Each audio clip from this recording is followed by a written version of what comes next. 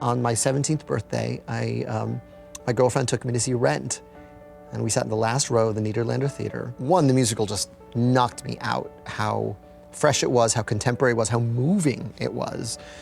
But also it felt like, oh, you're allowed to write musicals. They're not handed down on stone tablets from somewhere.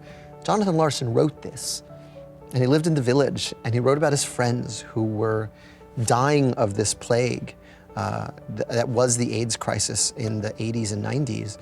It felt very personal.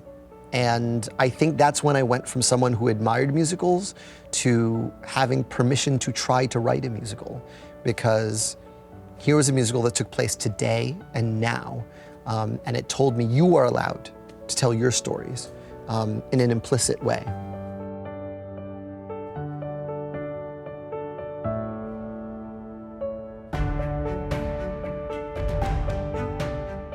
John was my younger brother. He was about 2.5 years younger than me, and from the time he was very little, he was always doing the unexpected, thinking outside the box, and being very creative in everything he did. In 3rd grade, he and some friends wrote a Halloween play that was produced at school, and there was even an article in the local paper about it. He was very creative. He was always very creative from the time he was a little boy. Our house was filled with music. My parents were huge supporters of the arts. John and I both took piano lessons, but he quit after 2 years because our piano teacher would only teach classical music, and he wanted to be doing all sorts of kinds of music. But music just flowed through him. When I was about 16, the concept album for Jesus Christ Superstar came out. I bought it and listened to it over and over and over again. One day, Johnny, who was about 13 at the time, just sat down at the piano and played the whole score. All through junior high and high school, he was in every play, in every musical. If you met him off stage, he was kind of, you know, a little bit geeky and could be awkward, but the minute he was on stage, he just had such a presence about him, and everyone loved to come to school plays to see my brother perform. But it was really when he got to Adelphi that he started composing. I think what he loved most, he loved the program. He loved his roommates, which were Todd Robinson and Tom Butterwitz. You know, he stayed close to a number of his friends from college. I met Jonathan in an unusual way because I really heard him before I saw him. I was entering Post Hall, which is where our studios were, and I heard somebody just ripping on the piano up there. And I walked in, and all the theater students, we were all terrified, and everyone was seated on the floor, and Jonathan was seated behind the baby grand piano, ripping into a rendition of The Angry Young Man by Billy Joel. And I just sort of couldn't believe that anybody had the chutzpah on day one to be up there ripping into this song and singing, and I was just, who is this guy? What happened at Adelphi for both of us, really, and many others, I'm sure, is that we began to look at the social conditions around us. We were invited to do that and to somehow express that through our art. And he was writing about the world immediately around him. I don't think it was so much that Jonathan felt like he needed to make a big, gigantic political or social statement as much as he wanted to represent the people he cared about. And in our world at that time, creative people were just heavily hit by the AIDS epidemic. And Jonathan put those ideas and those thoughts and those observations to music and asked important questions of our generation. It was impossible to not get involved and not to speak up, at least for my brother. He had friends who were dying all around him, and it was a very scary time when the government wasn't really addressing the issue, and my brother felt that he had a voice, and that's how he wanted to use it. He invited me to come and see the original off-Broadway reading performance of Rent.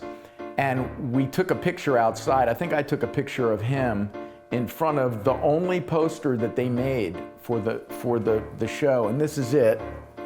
This is the original advertising budget, as I like to say, for the original production of Rent. I literally peeled it off the window and he said, "What are you doing?" I said, "Buddy, was amazing and I need to have a piece of it." And so I still do.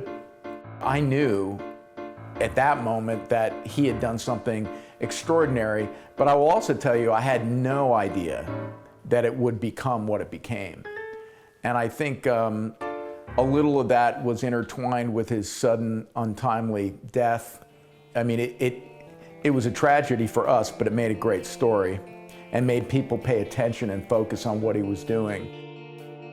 It's been very rewarding to see that my brother's work has been recognized, continues to be recognized, and has changed many, many people's lives for the better, and that he did find the success that eluded him when he was alive, and that he was right. He fully believed in what he was trying to do, but I don't think he ever was sure whether the rest of the world was going to recognize it.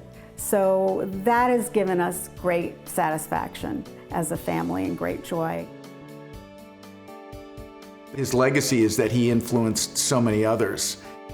Jonathan's ability to embrace popular styles of music and integrate that into a more traditional Broadway style really opened the eyes of the people coming from behind him.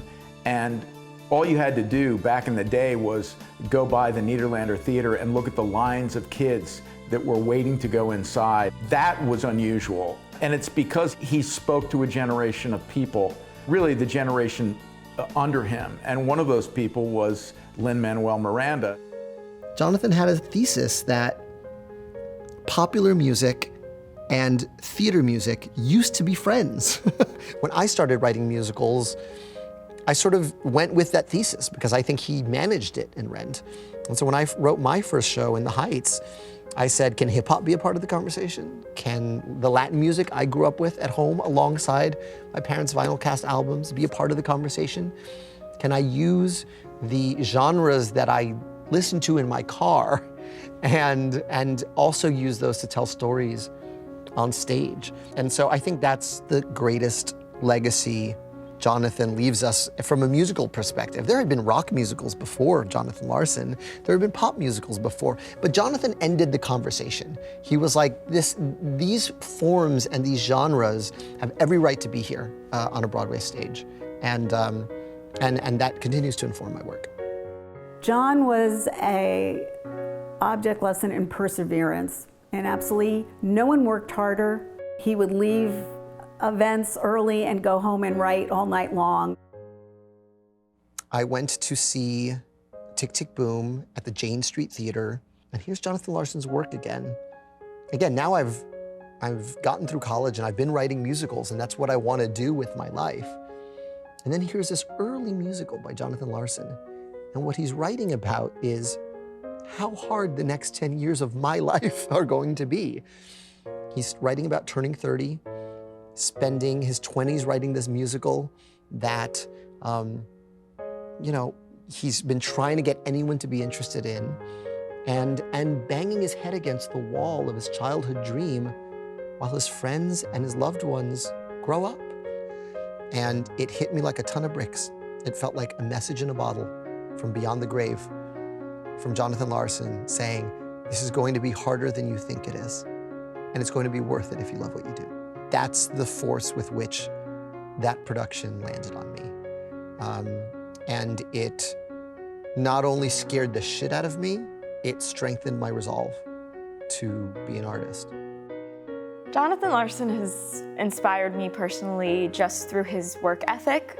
Seeing Tick, Tick, Boom, especially, and this autobiographical story about his life, really showed me how much he just loved the art and he wanted to do everything for the art. And that has really inspired me to just do everything in my power to create. The thing that's great about Jonathan's work is that it can be reinvented because it is theater. I mean, how many productions of Romeo and Juliet have there been? So to have young people, new people be able to come in and reimagine it is again a testament to Jonathan because it transcends the time in which he lived.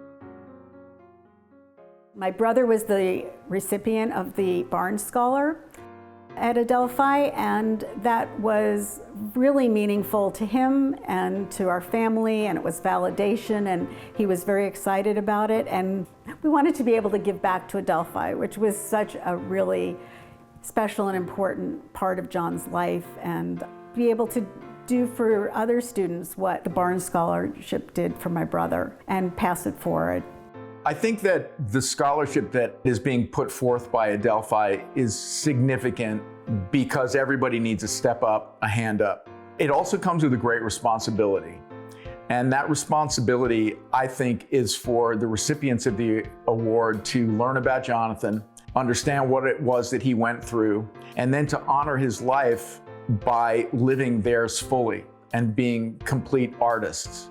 The people who are chosen for this scholarship are people who embody the characteristics of Jonathan Larson, specifically in his will to create work and his work ethic to really just be the hardest working person in the room. I think he would love to see his name on something associated with Adelphi because he loved Adelphi. We both did. It was the cradle of our art. And so to be able to give back to someone else is really wonderful. And the fact that his art is enabling that is a beautiful thing. If he had been lucky enough to have the success that he was hoping for, he absolutely would have, tried to help as many people as he could. I want to really say thank you to the Larson family. Thank you so much for this scholarship. I really couldn't have been here without it and couldn't be where I am today if I didn't have it. Long before Rent won a Pulitzer Prize and Tick, Tick, Boom made its Netflix debut, Jonathan was a standout talent in the early stages of Adelphi's theater program. He left an immediate impression on his classmates and professors who could tell he was destined for success. His memory has continued to shape our program to this day, as some of his classmates and professors have served as faculty members in the department for many years. Jonathan's family has maintained a close connection to Adelphi and helped create the Jonathan Larson Scholarship Program, which supports students as they pursue careers in the performing arts. This will ensure Adelphi students can follow in Jonathan's footsteps for many years to come. We are grateful for the Larsons' contributions and know that his name will continue to inspire us all. Thank you so much for supporting our students.